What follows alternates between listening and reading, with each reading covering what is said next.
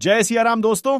वर्ष 2011 है और फुकुशिमा परमाणु ऊर्जा संयंत्र में चीजें अच्छी चल रही हैं। अचानक जापानी इतिहास में सबसे मजबूत भूकंप ने द्वीप पर हमला किया और पूरी इमारत हिलने लगी, जिससे फर्नीचर गिर गया।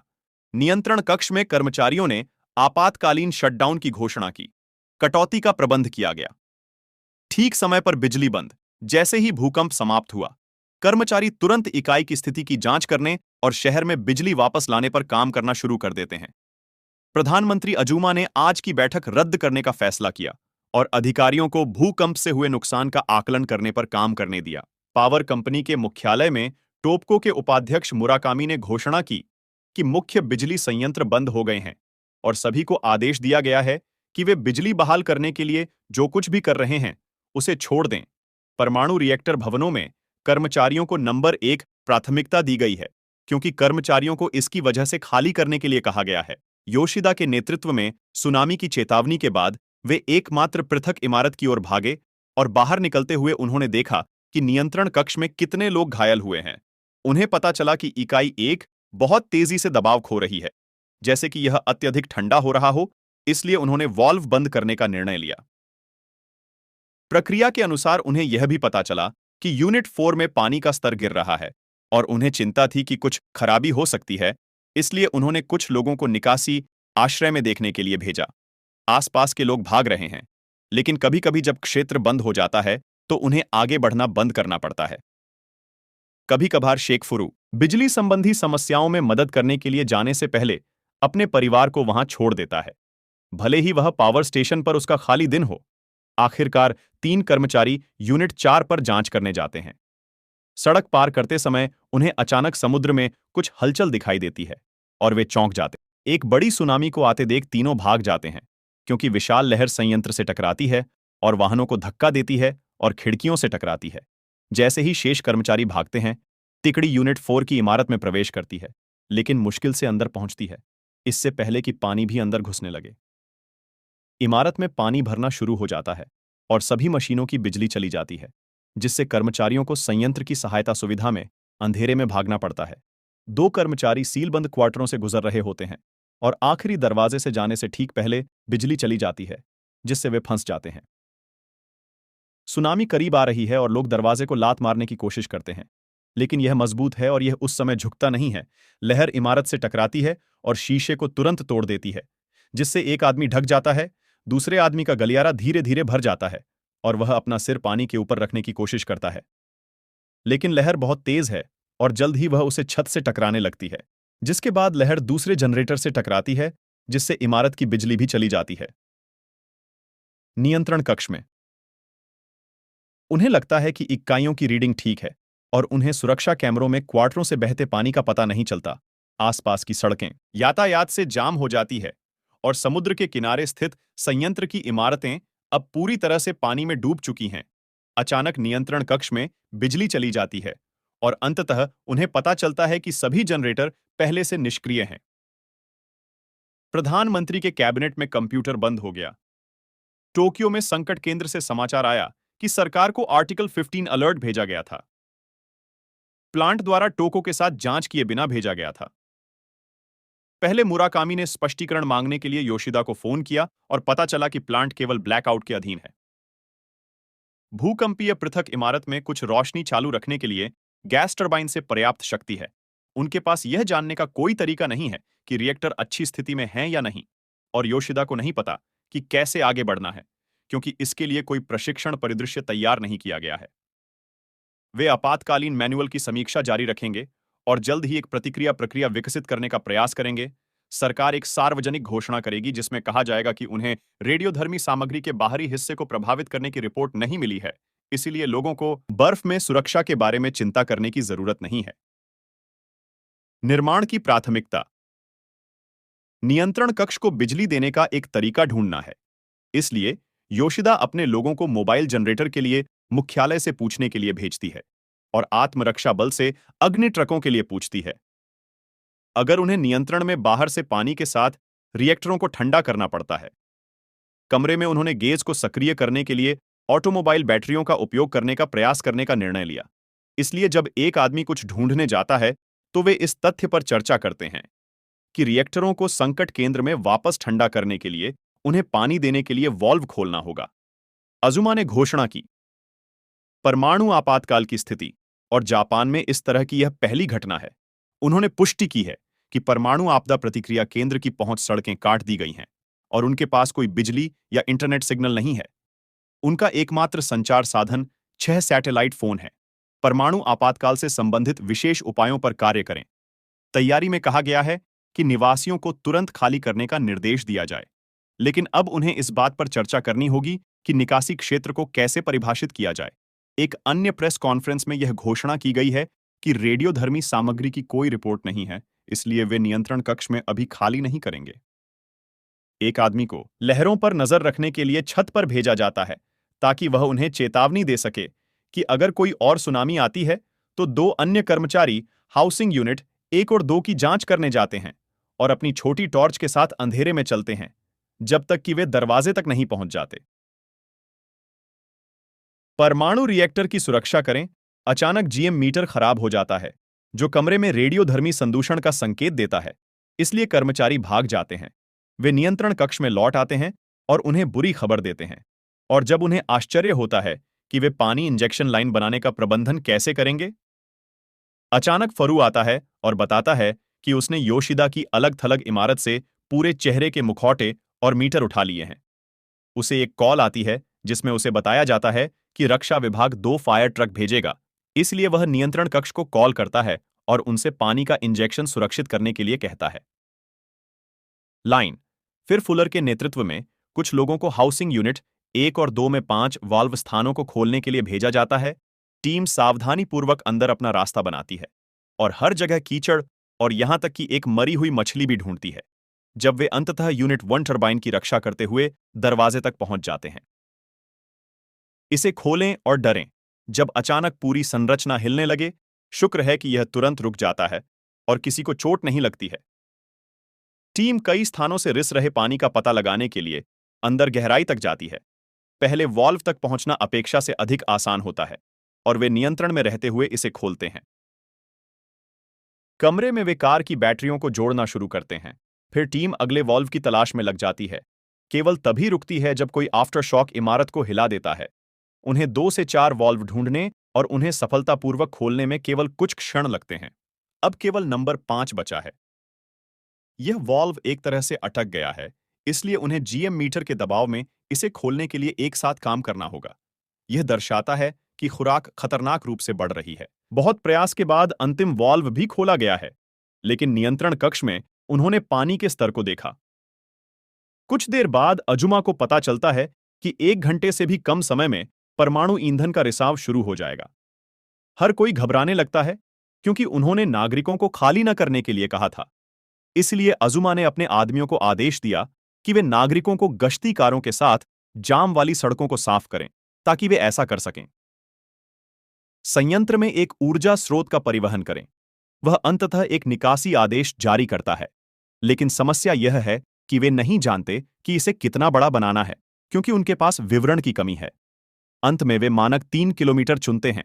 एक और प्रेस कॉन्फ्रेंस निकासी की घोषणा करती है, लेकिन वे कहते हैं कि यह सिर्फ एक एहतियात है।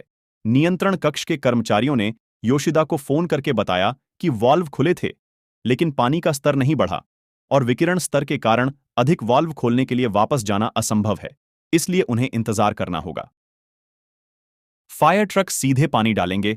योशिदा बताते हैं कि उन्हें यकीन नहीं है कि अवरुद्ध सड़कों के कारण ट्रक आएंगे, लेकिन उसी समय खबर आई कि उत्तरी जापान से एक इलेक्ट्रिक कंपनी ने एक वाहन पर उच्च वोल्टेज जनरेटर लगाया है, इसलिए उनके पास अभी भी मौका है। जब उन्होंने अजुमा को इसकी सूचना दी, तो नियंत्रण कक्ष की टीम ने जनरेटर को जोड़ने का एक तरीका खोजने की कोशिश करना शुरू कर दिया, जो कठिन साबित हुआ क्योंकि खारे पानी ने अधिकांश स्विच बोर्ड को क्षतिग्रस्त कर दिया था। जबकि मेल्टडाउन का समय करीब आ गया था, कर्मचारियों को अंततः यूनिट 2 में एक कार्यशील स्विच बोर्ड मिला। टरबाइन वे कनेक्शन बनाने के लिए केबलों का एक गुच्छा ले जाना शुरू करते हैं, लेकिन दुर्भाग्य से मोबाइल जनरेटर इसे यूनिट 2 तक नहीं पहुंचा सकता क्योंकि सड़कों को भयानक मलबे से अवरुद्ध किया जा रहा है, जिसमें लोगों की कारें भी शामिल हैं जो भागने में विफल रहीं। समुद्र तटीय टैंक को जोड़ने के लिए उन्हें 200 मीटर तक केबल चलानी होगी, जिसके लिए आमतौर पर वजन के कारण भारी मशीनरी की आवश्यकता होती है। लेकिन आज उन्हें यह काम अंधेरे में हाथ से करना होगा। कर्मचारी केवल केबल को हटाने के लिए कड़ी मेहनत करना शुरू करते हैं। रास्ते को देखने के लिए हेलमेट की रोशनी कभी कभार होने वाले झटके से निपटती है। अचानक उन्हें पता चलता है कि एक आदमी गायब है और उसे पानी में गिरा हुआ पाया। इसलिए वे उसकी मदद करने के लिए दौड़ पड़े, क्योंकि उन्हें एहसास हुआ कि वह एक मैनहोल में गिर गया था, क्योंकि सुनामी ने ढक्कन को धक्का दे दिया था। उसी क्षण जमीन फिर से हिलने लगती है और इस बार झटके इतने गंभीर थे कि योशिदा के पास मिशन को फिलहाल रोकने के अलावा कोई विकल्प नहीं था। तभी उन्हें नियंत्रण कक्ष से एक फोन आया जिसमें बताया गया कि यूनिट 1 में रिएक्टर का दबाव बढ़ रहा है। इसका मतलब यह है कि यह कभी भी ठंडा नहीं हुआ है, क्योंकि भूकंप के ठीक बाद उन्होंने अधिक शीतलन को रोकने के लिए आईसी को बंद कर दिया था और वे इसे कभी भी वापस चालू नहीं कर पाए, क्योंकि बिजली चली गई थी। कुछ ही देर बाद उन्हें पता चला कि रोकथाम पोत का दबाव अपनी सीमा को पार कर गया है, किसी भी क्षण फट जाएगा। योशिदा ने फैसला किया कि उन्हें निकास के लिए मोटर संचालित वाल्वों को स्थानांतरित करना चाहिए, जो संभवतः गैस को वायुमंडल में छोड़ सकते हैं। अजुमा ने इस योजना के बारे में सुना और आश्चर्य किया कि क्या गैस सुरक्षित है, और एक अधिकारी ने बताया कि गैस पानी से गुजरने के बाद बाहर निकल जाएगी, इसलिए इसकी रेडियोधर्मिता उल्लेखनीय रूप से कम होनी चाहिए। इससे पहले दुनिया में कहीं भी वेंटिंग का प्रयास नहीं किया गया है और सरकार अन्य देशों की प्रतिक्रिया से चिंतित है। समस्या यह भी है कि वे संयंत्र में बिजली के बिना वाल्व कैसे खोलेंगे। कर्मचारी प्रशासनिक भवन में प्रवेश कर गए हैं, जो पूरी तरह से अस्त व्यस्त है। वे अंधाधुंध काम करने से बचने के लिए वाल्वों के बारे में जानकारी की तलाश कर रहे हैं। तभी अचानक एक और झटका इमारत पर पड़ता है। सौभाग्य से किसी को चोट नहीं आई और वे चलते रहे। इस बीच अजुमा और उनके अधिकारी जोखिम पर चर्चा करते रहे। गैस छोड़ना और निकासी अनुपात कितना व्यापक होना चाहिए। हालांकि चूंकि उनके पास अभी भी जानकारी का अभाव है, इसलिए वे बिना किसी निष्कर्ष पर पहुंचे गोल गोल बातें करते हैं, क्योंकि यूनिट 1 पहले से ही इतनी रेडियोधर्मी है कि उससे संपर्क नहीं किया जा सकता। उन्हें चिंता है कि इस दर पर वे यूनिट 2 तक पहुंच खो देंगे, 6 के माध्यम से भी, और वे बिना किसी अन्य विकल्प के विस्फोट कर सकते हैं। अजुमा उन्हें प्रशासनिक भवन में वेंटिंग करने के लिए अधिकृत करता है। वे पाइपिंग योजनाएं ढूंढते हैं और सीखते हैं कि इवेंट बनाने के लिए किसी को इमारत में प्रवेश करना होगा और हाथ से वॉल्व खोलना होगा। योशिदा सूचना देने के लिए नियंत्रण कक्ष को कॉल करता है और अब नेता के पास यह चुनने का विनाशकारी कार्य है कि कौन से कार्यकर्ता टोक्यो में इस खतरनाक मिशन पर जाएंगे। एक अन्य प्रेस कॉन्फ्रेंस में घोषणा की गई कि वे इवेंटिंग के साथ आगे बढ़ेंगे, लेकिन अधिकारियों में से एक ने आखिरी सेकंड में जानकारी बदल दी और कहता है कि यूनिट 2 ठीक है, केवल यूनिट 1 को वेंटिंग की आवश्यकता होगी। अजुमा अपने सभी मुखबिरों के बेकार होने से थक गया है और उसने फैसला किया है कि वह नियंत्रण कक्ष में हेलीकॉप्टर द्वारा फुकुशिमा 2 की यात्रा करेगा। कोई भी वेंटिंग करने के लिए स्वेच्छा से काम नहीं करता है, और जब नेता कहता है तो वलादफरू कहता है कि उसे ही जाना होगा और नेता को यहीं रहना चाहिए। इससे दूसरों को भी स्वयंसेवक बनने की प्रेरणा मिलती है और अंत में वे समूह को 2-2 की 3 टीमों में बांट देते हैं और योशिदा अपने आदमियों को सभी सुरक्षात्मक उपाय करने का आदेश देती है। गियर वे ढूंढ सकते हैं और इसे नियंत्रण कक्ष में ले जा सकते हैं। जब अजुमा अंततः आता है तो संयंत्र में प्रवेश करने की अनुमति देने से पहले हर जगह एक कैमरा उसका पीछा करता है। हर किसी का निरीक्षण किया जाता है कि क्या कोई संदूषण है, और झूमा की अधीरता उसे श्रमिकों पर चिल्लाने के लिए मजबूर करती है। जब वह सुनता है वेंटिंग 3 घंटे में शुरू हो जाएगी क्योंकि तैयारी की आवश्यकता है, वह फिर से चिल्लाना शुरू कर देता है। इसलिए योशिदा कुछ मानचित्रों के साथ आती है, यह समझाने के लिए कि अंधेरे में हाथ से वॉल्व खोलने की प्रक्रिया कितनी लंबी और खतरनाक है। इस दर पर मिशन के प्रभारी कार्यकर्ताओं ने जीत हासिल की। वापस नहीं आने पर अजुमा अंततः मुद्दे को समझता है और इतने बुरे मूड में जाने से पहले अपनी स्वीकृति देता है कि वह मांग करता है कि कैमरा बंद कर दिया जाए। योशिदा ने नियंत्रण कक्ष को फोन करके सूचित किया कि नागरिकों की निकासी समाप्त हो गई है, इसलिए वेंटिंग मिशन अंततः शुरू हो सकता है। सूट और विशेष मास्क पहने हुए टीम सेवा भवन में प्रवेश करती है, जहां उन्हें पता चलता है कि विकिरण का स्तर अपेक्षा से अधिक है। इसलिए वे जल्दी से इन उच्च संख्याओं को सरकार तक पहुंचाने की कोशिश करते हैं, जो यह जानकर हैरान रह जाते हैं कि अगर वेंटिंग पूरे मैदान में काम नहीं करता है, उस स्तर तक पहुंच जाएगा और कई सीवर्ड्स के संपर्क में आ जाएगा। अधिकारी एक कर्मचारी के बारे में रिपोर्ट की जांच करने का निर्णय लेते हैं जो 1999 में विकिरण के उस स्तर के संपर्क में था, और उन्हें फ्लैशबैक के माध्यम से पता चलता है कि जलने से कितनी बुरी स्थिति हो सकती है। इससे पता चलता है कि कर्मचारी कितनी भयानक स्थिति में था। मेन और उस बेचारे आदमी की 80वें दिन मृत्यु हो गई। यदि वे वेंटिंग पूरा नहीं करते हैं तो यह हर किसी का भविष्य होगा। वे यह जानकारी अज्जुमा को देने पर विचार करते हैं, लेकिन वह पहले से ही इतने बुरे मूड में है कि उन्होंने यूनिट 1 रिएक्टर बिल्डिंग 2 में न जाने का फैसला किया है। कार्यकर्ताओं को पहला वॉल्व मिला जो अटका हुआ था। अपनी पूरी ताकत लगाकर वे धीरे धीरे इसे मोड़ने में कामयाब रहे और इसे मिशन के लिए आवश्यक सही प्रतिशत तक खोलने में कामयाब रहे। इसके बाद वे नियंत्रण कक्ष में वापस चले गए और योशिदा को फोन करके बताया कि वॉल्व लेकिन यूनिट में विकिरण के उच्च स्तर के कारण। योशिदा ने उन्हें तुरंत नियंत्रण कक्ष में दूसरी टीम भेजने के लिए कहा। दूसरी टीम तैयार हुई और यूनिट 1 रिएक्टर के निर्माण के लिए आगे बढ़ी। उनका वॉल्व ऐसे क्षेत्र में है जहां सुरक्षा के लिए कोई कंक्रीट नहीं है। वे विकिरण से बचते हैं, लेकिन वे साहस जुटाते हैं और दरवाजा खोलते हैं और फिर एक बहुत लंबे पुल को पार करते हैं। अंततः विकिरण का स्तर इतना खराब होता है कि डोसीमीटर अधिकतम तक पहुंच जाता है और श्रमिकों में से एक कहता है कि उन्हें वापस जाना चाहिए। दूसरे ने यह कहते हुए इनकार कर दिया कि सभी को बचाना अधिक महत्वपूर्ण है, लेकिन पहले वाले का कहना है कि वे वाल्व तक नहीं पहुंच पाएंगे, भले ही वे कुछ संघर्ष करने की कोशिश करें और टीम 2 नियंत्रण कक्ष में लौट आए। नेता उनके कपड़ों पर अवशेष विकिरण स्तर को पढ़ता है और पुष्टि करता है कि वहां रहना व्यर्थ होगा। कमरे में भी विकिरण का स्तर धीरे धीरे बढ़ रहा है, और जब उन्होंने योशिदा को फोन किया तो वह भी सहमत हुआ कि इससे निपटना बहुत अधिक था और उन्हें टीम 2 को डॉक्टर के पास भेजने के लिए कहा, जबकि योशिदा और उनकी टीम ने जूनियर सदस्यों के साथ नए विचारों पर चर्चा शुरू की।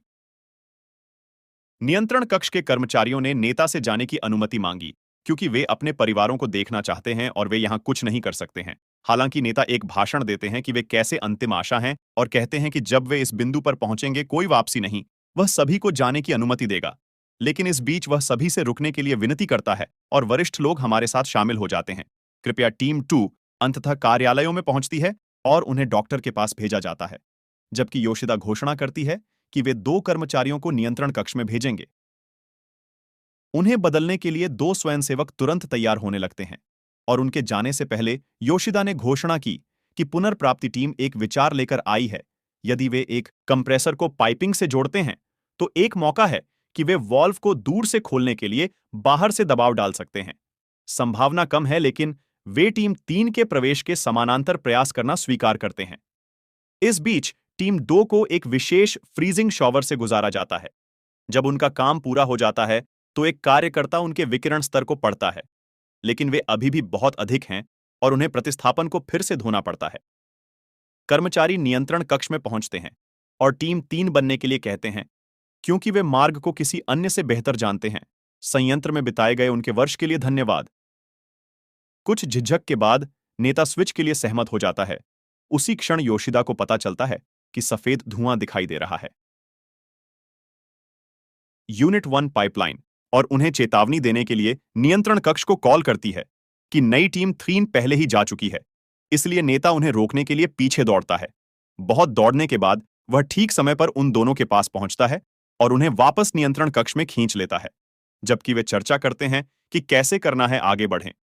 उन्हें खबर मिलती है कि प्राथमिक रोकथाम पोत में दबाव आखिरकार कम हो रहा है और सफेद धुआं वास्तव में रिएक्टर से उठने वाला जलवाष्प है, जिसका अर्थ है कि योशिदा ने जो कंप्रेसर भेजा है वह वास्तव में पहले वेंट वॉल्व में काम कर रहा है। यूनिट 1 बिल्डिंग के बाहर एक सफलता है। श्रमिकों का समूह भारी मशीनरी की मदद से मलबे को हटा रहा है। इससे अंततः अग्निशमन वाहन पहुंच सका, इसलिए अब वे पानी के पंप को तैयार करने पर काम करना शुरू कर सकते हैं। जबकि वे सब कुछ कनेक्ट कर लेते हैं, वे अधिक मलबे को रास्ते से हटा देते हैं और ढूंढने का प्रबंधन करते हैं। पानी का इनलेट, इसलिए फायर ट्रक की मदद से वे जल्दी से इमारत में पानी पंप करना शुरू कर देते हैं ताकि ठंडक के क्षणों में मदद मिल सके।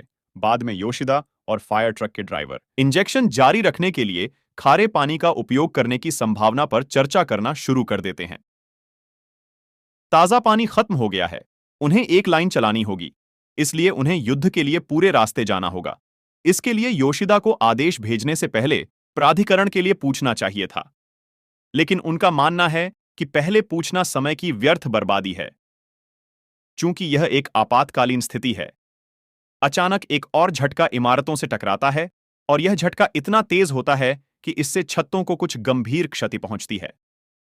नियंत्रण कक्ष में मौजूद सभी लोग तुरंत मास्क लगा लेते हैं और सोचते हैं कि वह कौन सा झटका है जो उस समय कार्यालय के एक कर्मचारी को चोट पहुंचाता है। घोषणा करता है कि रिएक्टर भवन की 5वीं मंजिल पूरी तरह से खत्म हो गई है। योशिदा बाहर भागती है और उसे पता चलता है कि सीलबंद दरवाजे झुक गए हैं और वहां बहुत सारे लोगों की आवाजें आ रही हैं। इसलिए संदूषण अब इस इमारत में भी प्रवेश कर रहा है। जीएम मीटर पुष्टि करता है कि अंदर और बाहर के बीच कोई अंतर नहीं है। योशिदा अपने आदमियों से जितना संभव हो उतने दरवाजे सील करने के लिए कहता है और बाहर जाने से पहले सूट करता है। जहां उन्हें अधिक घायल लोग मिलते हैं, जैसे ही वह कोने के चारों ओर मुड़ता है। योशिदा टोक्यो में रिएक्टर भवन में विस्फोट से छोड़े गए धुएं की भयानक मात्रा को देखता है और एक अधिकारी समाचार चालू करने के लिए अजुमा के कार्यालय में पहुंचे। और अब वे विस्फोट भी देख पा रहे हैं। अजुमा जानकारी की मांग कर रहा है, लेकिन किसी के पास साझा करने के लिए विवरण नहीं है। संयंत्र के कर्मचारी सभी घायल लोगों को बचाने के लिए कड़ी मेहनत कर रहे हैं, उनके घावों की देखभाल कर रहे हैं और रख रहे हैं उनके संदूषण के स्तर पर नजर। कुछ कर्मचारी दरवाजों को फिर से सील करने का ध्यान रखते हैं, जबकि जिस नली को वे घाट से जोड़ रहे थे उसमें क्षति के संकेत दिखाई दे रहे हैं। ऐसा लगता है कि विस्फोट से किसी की मौत नहीं हुई, लेकिन रोकथाम पोत अब नली के बिना उजागर हो गया है। वे ऐसा नहीं करते हैं, जानते हैं कि कैसे आगे बढ़ना है। लेकिन एक कर्मचारी होसेस के बाहरी अग्नि हाइड्रेंट की भी घोषणा करने के लिए आता है, इसलिए वे टोक्यो में शून्य से कनेक्शन शुरू करेंगे। टीवी पर रिपोर्टर विकिरण के खतरे की संभावनाओं पर चर्चा करते हैं, लेकिन टोप को जानकारी भेजता है कि वे अभी भी ठीक हैं। एक कर्मचारी बताते हैं चिंतित अजुमा को कि इमारत में विस्फोट रिएक्टर के कारण नहीं, बल्कि हाइड्रोजन के कारण हुआ। इसलिए विस्फोट के कारण होने वाले विकिरण का प्रारंभिक उच्च स्तर उस समय सामान्य हो गया है। टोप्को ने कॉल किया और झुमा की टीम को सूचित किया कि टोक्यो में बिजली की कमी हो जाएगी क्षेत्र, इसलिए वे इमारत के बाहर रोलिंग ब्लैकआउट लागू करना चाहेंगे। श्रमिक जीएम मीटर का उपयोग यह देखने के लिए करते हैं कि वे मलबे के किन टुकड़ों को छू सकते हैं, जिससे मेजबान को चलाने में बहुत अधिक समय लगता है। योशिदा उन्हें बुलाती है और उन्हें बैकवॉश वाल्व पिट के बारे में बताती है, जो सही है। अभी भी सुनामी से बाढ़ आनी चाहिए, यह घाट से अधिक नजदीक है, इसलिए वे नली को वहीं फेंक देंगे। कुछ क्षण बाद अजूमा को खबर मिलती है कि रोकथाम पोत का दबाव फिर से बढ़ रहा है और यही कारण है कि संयंत्र खारे पानी का उपयोग करने की योजना बना रहा है। अजूमा को चिंता है कि नमक पानी में विस्फोट करने में सक्षम अशुद्धियां हो सकती हैं, लेकिन मुराकामी के आगमन से जोखिमों के बारे में चर्चा बाधित हो जाती है। जो रोलिंग ब्लैकआउट पर चर्चा करना चाहते हैं, वह बताते हैं कि उन्हें पावर पीक से बचना चाहिए, अन्यथा उनके पास अंततः प्रत्येक स्टेशन को फिर से शुरू करने की शक्ति नहीं होगी।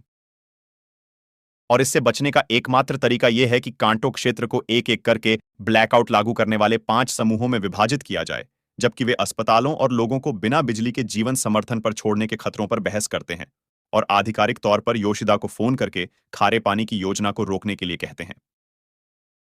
लेकिन योशिदा ने मना कर दिया। अन्य अधिकारियों ने टॉपको को ब्लैकआउट जारी रखने के लिए कहा, लेकिन अगर कोई मर जाता है तो यह उनकी जिम्मेदारी होगी। खबर टॉपको मुख्यालय तक पहुंच गई और चूंकि वे नहीं चाहते कि उन पर हत्या का आरोप लगाया जाए, इसलिए वे अपनी बिजली काट देंगे।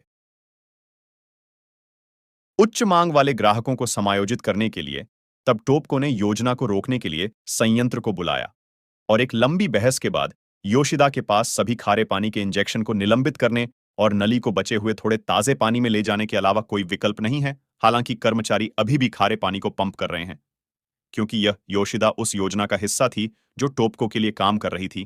पंपिंग के कुछ सेकंड बाद पानी का स्तर बढ़ जाता है और मिशन पूरा हो जाता है। कुछ घंटों बाद अजुमा खारे पानी के उपयोग को मंजूरी दे देता है। हालांकि इससे कोई फर्क नहीं पड़ता कि वे कितनी बार नली की जांच करते हैं। कनेक्शन ऐसा लगता है कि पानी का स्तर अब और नहीं बढ़ेगा, जिसका मतलब है कि पानी अंदर नहीं जा रहा है। समस्या का पता लगाने के लिए 2 कर्मचारियों को भेजा गया है और जब वे वापस आते हैं तो वे रिपोर्ट करते हैं कि कहीं ना कहीं रिसाव हुआ होगा, क्योंकि रिएक्टर के अंदर दबाव बढ़ रहा है। टॉपको के साथ बातचीत के बाद यह निर्णय लिया गया कि वे वाल्वों को फिर से आजमाने के लिए लोगों को भेजेंगे।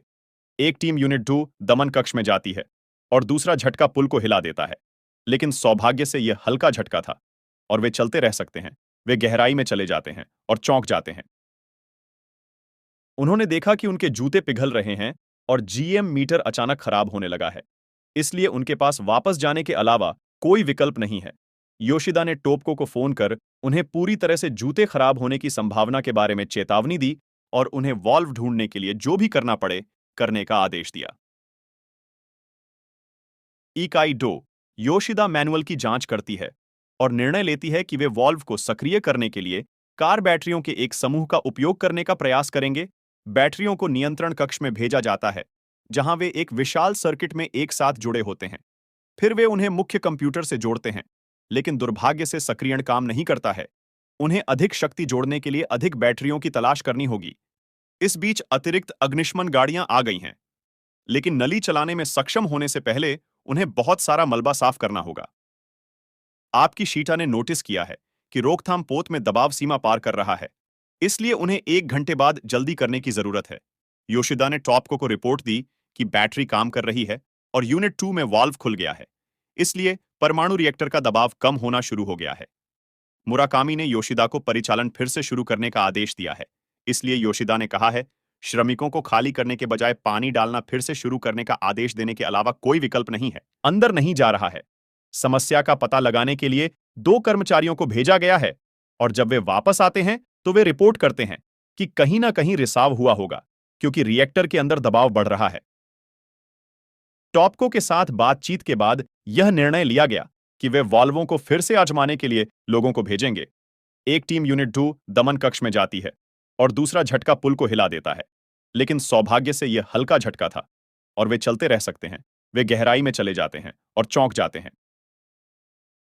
उन्होंने देखा कि उनके जूते पिघल रहे हैं और जीएम मीटर अचानक खराब होने लगा है, इसलिए उनके पास वापस जाने के अलावा कोई विकल्प नहीं है। योशिदा ने टोप्को को फोन कर उन्हें पूरी तरह से जूते खराब होने की संभावना के बारे में चेतावनी दी और उन्हें वॉल्व ढूंढने के लिए जो भी करना पड़े करने का आदेश दिया। इकाई 2 योशिदा मैनुअल की जांच करती है और निर्णय लेती है कि वे वॉल्व को सक्रिय करने के लिए कार बैटरियों के एक समूह का उपयोग करने का प्रयास करेंगे। बैटरियों को नियंत्रण कक्ष में भेजा जाता है, जहां वे एक विशाल सर्किट में एक साथ जुड़े होते हैं। फिर वे उन्हें मुख्य कंप्यूटर से जोड़ते हैं, लेकिन दुर्भाग्य से सक्रियण काम नहीं करता है। उन्हें अधिक शक्ति जोड़ने के लिए अधिक बैटरियों की तलाश करनी होगी। इस बीच अतिरिक्त अग्निशमन गाड़ियां आ गई हैं, लेकिन नली चलाने में सक्षम होने से पहले उन्हें बहुत सारा मलबा साफ करना होगा। आपकी शीटा ने नोटिस किया है कि रोकथाम पोत में दबाव सीमा पार कर रहा है, इसलिए उन्हें 1 घंटे बाद जल्दी करने की जरूरत है। योशिदा ने टॉपको को रिपोर्ट दी कि बैटरी काम कर रही है और यूनिट 2 में वाल्व खुल गया है, इसलिए परमाणु रिएक्टर का दबाव कम होना शुरू हो गया है।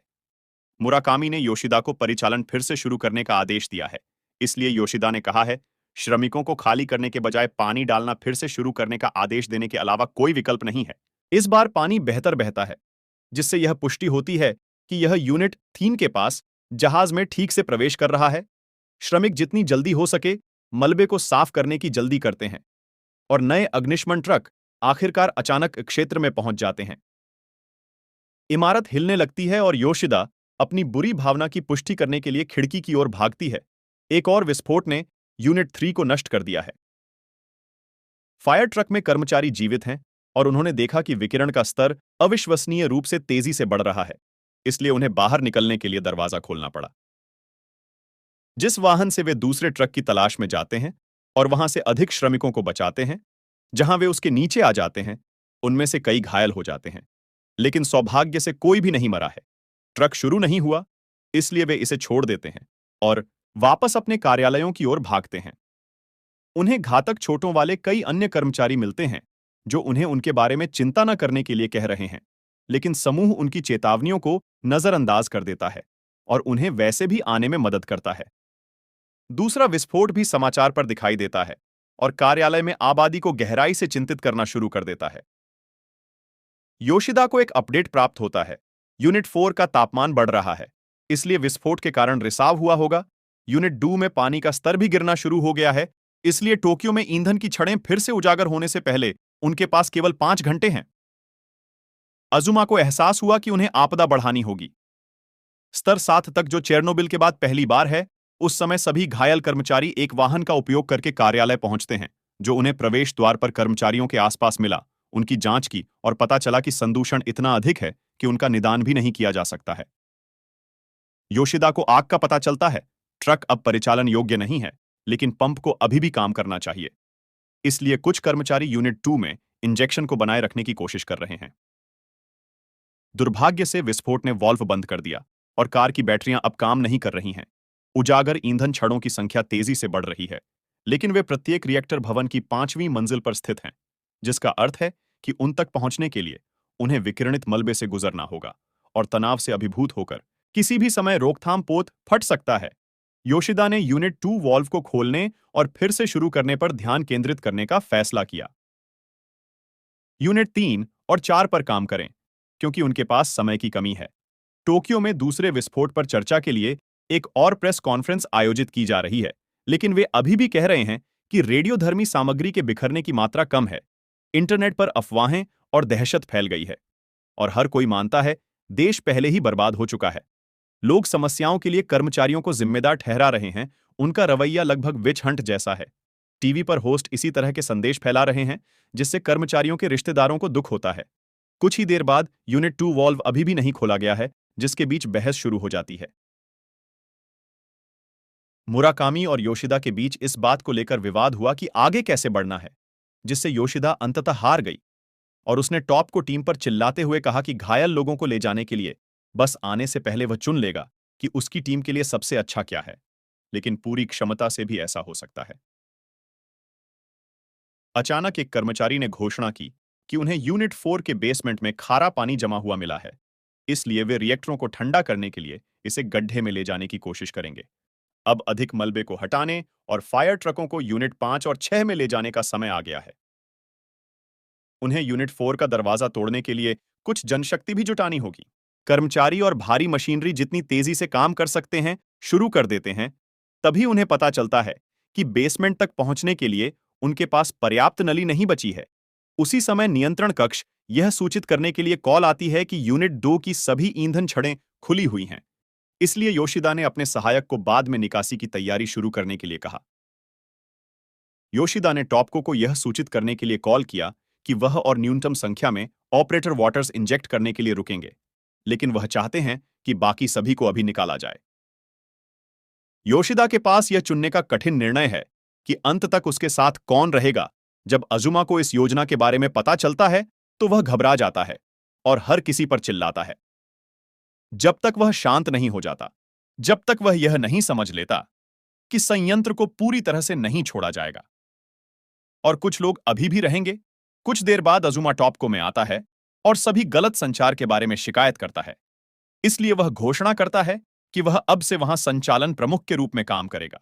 वह चाहता है कि हर कोई साइट पर मरने के लिए तैयार रहे, जिसमें वह भी शामिल है, सिर्फ एक मुद्दा बनाने के लिए। योशिदा ने अपनी पैंट नीचे कर ली और कुछ समय बाद सभी को काम फिर से शुरू करने के लिए कहने से पहले कैमरे के लिए अपने पिछले हिस्से को खरोंचता है। नियंत्रण कक्ष में कर्मचारी गेज बैटरी को बदलने की कोशिश कर रहे हैं। तभी अचानक इमारत हिलती है और उन्हें एक विस्फोट की आवाज सुनाई देती है। उन्होंने योशिदा को सूचित किया कि दमन कक्ष में दबाव है, शून्य पर गिरा दिया गया, जिसका मतलब यह हो सकता है कि इसमें एक छेद है, विकिरण का स्तर बढ़ रहा है। इसलिए योशिदा ने मापदंडों की जांच करने के लिए लोगों को भेजा। 18 फिर इकाइयां 3 और 4 भी एक ध्वनि की रिपोर्ट करती हैं, जिसका अर्थ है कि विकिरण आसमान छुएगा। योशिदा ने टॉपको को फोन किया और मुराकामी ने निकासी को मंजूरी दे दी। अजुमा के अधिकांश कर्मचारी भयभीत हो गए। योशिदा ने आधिकारिक तौर पर निकासी की घोषणा की और प्रत्येक टीम के नेताओं से कहा कि वे एक ऐसे व्यक्ति को चुनें जो पीछे रहेगा। जल्द ही बसें संयंत्र में पहुंच जाएंगी और कर्मचारी पीछे रह गए लोगों को अंतिम अलविदा कहते हैं, जिसके बाद योशिदा अनुमति देती है। शेष समूह को काम पर वापस जाने से पहले अपने परिवारों से संपर्क करना होगा। न्यूज़कास्ट द्वारा भेजा गया एक हेलीकॉप्टर संयंत्र के ऊपर उड़ना शुरू कर देता है और रिपोर्टर देश के सभी विदेशियों के बारे में बात करते हैं जो घर लौट रहे हैं, जिससे हवाई अड्डे के बाहर भीड़-भाड़ है। श्रमिकों ने मलबे की सफाई शुरू कर दी है। नया नली कनेक्शन, लेकिन किसी कारण से पानी पंप नहीं हो रहा है। जबकि योशिदा ने उन्हें कोशिश करते रहने के लिए कहा है। आजुमा के पास उनकी राय के लिए एक विशेष सलाहकार है, क्योंकि वह कोल्ड शटडाउन को हटाने पर विचार कर रहे हैं, लेकिन उन्हें यकीन नहीं है कि वे रिएक्टरों को प्राप्त कर लेंगे। नियंत्रण सलाहकार उन्हें दिखाता है कि यदि रिएक्टर 170 किलोमीटर के क्षेत्र को कवर करते हुए विस्फोट करते हैं तो क्या होगा। इसका मतलब है कि उस सर्कल के लिए जबरन स्थानांतरण जरूरी है और 250 किलोमीटर तक पहुंचने वाले बाहर के सर्कल को खाली कर दिया जाना चाहिए और सीमा से दूर रखा जाना चाहिए। वे रहने के लिए अनुपयुक्त हो जाएंगे। नए कुछ दशक और जापानी अर्थव्यवस्था काम करना बंद कर देगी। केवल देश का दक्षिण और उत्तर ही बचेगा। कुछ क्षण बाद अजुमा ने रक्षा मंत्री से मुलाकात की, जिन्होंने टोही के लिए एक विमान भेजा है और निर्णय लिया है कि विकिरण के स्तर के कारण आगे काम करना असंभव है। अजुमा का कहना है, आसमान से पानी पंप करना ही उनका एकमात्र समाधान है। लेकिन मंत्री एक और हाइड्रोजन विस्फोट के बारे में चिंतित हैं। तब अजुमा बताते हैं कि देश खतरे में है और अगर वे इसका समाधान नहीं करते हैं तो वे विदेशी हमलों के प्रति संवेदनशील होंगे। इसलिए मंत्री सहमत हैं। प्लांट में विकल्प ढूंढने के लिए दूसरा विमान भेजें। कर्मचारी ट्रक को ठीक करने की कोशिश करते रहे, लेकिन कोई फायदा नहीं हुआ। योशिदा ने एक विशेषज्ञ को सुझाव मांगने के लिए बुलाया, लेकिन उन्हें बताया गया कि यह एक जटिल प्रक्रिया है, जिसे अंधेरे में केवल 4 लोग नहीं कर सकते। विशेषज्ञ इसे ठीक करने के लिए स्वयं आने की पेशकश करता है, लेकिन योशिदा इस तरह के बलिदान की अनुमति नहीं दे सकता है और उसे धन्यवाद देने के बाद फोन काट देता है। कुछ देर बाद यूनिट 4 से सफेद धुआं निकलता हुआ दिखाई देता है। जाहिर तौर पर पूल का पानी वाष्पित होना शुरू हो गया है। इस बीच अजूमा बात कर रहा है। अमेरिका के राष्ट्रपति, जिन्होंने जापान में सभी अमेरिकियों को वापस आने के लिए एक संदेश भेजा था, अजुमा ने राष्ट्रपति से और अधिक घबराहट पैदा करने से रोकने के लिए विनती की, लेकिन राष्ट्रपति ने बदले में संयंत्र और अमेरिकी के बारे में सभी जानकारी का खुलासा करने के लिए कहा। परमाणु विशेषज्ञों को अजुमा की नीतिगत बैठकों में बैठने की अनुमति दी जाएगी। किसी भी अधिकारी को यह पसंद नहीं है, लेकिन अजुमा को लगता है कि अमेरिकियों को वहां से जाने से रोकना प्राथमिकता है। कुछ ही समय बाद सफेद धुएं की मात्रा कम होने लगती है, जो एक बुरा संकेत है, क्योंकि इसका मतलब पूल का पानी है। योशिदा ने ट्रक के पास मौजूद कर्मचारियों के साथ जांच पूरी कर ली है, लेकिन मेजबान अभी भी काम नहीं कर रहा है। जब वे सारी उम्मीदें खोने वाले होते हैं, तो विशेषज्ञ संयंत्र में आता है और समझाता है कि अगर इसका मतलब अपने परिवार को बचाना है, तो वह जोखिम लेने को तैयार है। इस बीच क्षेत्र में सैन्य विमान एक नई तरह की सामग्री तैयार कर रहे हैं, जो उन्हें कुछ दूरी पर विकिरण को रोकने की अनुमति देगा। इसलिए रक्षा मंत्री ने 20 अजुमा से पुष्टि की कि वह उस संयंत्र में मदद करेंगे जिसे योशिदा प्राप्त करने का रास्ता खोजना चाहती है। रिएक्टर बिल्डिंग की 5वीं मंजिल पर पानी पहुंच गया। उसी समय उन्हें टॉपको से एक संदेश मिला, जिसमें बताया गया कि निर्माण कंपनियां मदद के लिए अपने मोबाइल पंप की पेशकश कर रही हैं और वे तुरंत डिलीवरी की व्यवस्था करते हैं। सेना के जवान पानी छिड़कने की योजना बना रहे हैं और सावधानी बरती जा रही है। क्षेत्र में पश्चिमी हवाओं के बारे में जब विमान अंततः पहुंचते हैं, तो वे विकिरण के स्तर पर नजर रखते हुए सावधानी से उड़ान भरते हैं और पहला जल डंप सफल होता है, दूसरा डंप जल्द ही होता है और जैसे ही उनका काम पूरा हो जाता है, विशेषज्ञ वहां से चले जाते हैं। फायर ट्रक को ठीक किया गया और कर्मचारियों ने मोबाइल पंपों को चलाना शुरू कर दिया, जिससे उन्हें पूरी इकाइयों में पानी फैलाने में मदद मिली। 1 घंटे बाद उन्होंने पुष्टि की कि उन्होंने लगभग 100 टन पानी डाला है, जबकि टीमें इमारत पर एक और झटका आने का जश्न मना रही हैं। लेकिन शुक्र है कि सब कुछ ठीक है। अजुमा ने कॉल किया। अमेरिकी राष्ट्रपति ने अच्छी खबर दी है, लेकिन राष्ट्रपति ने अभी भी अगले दिनों के लिए निकासी के आह्वान को रद्द करने से इनकार कर दिया है।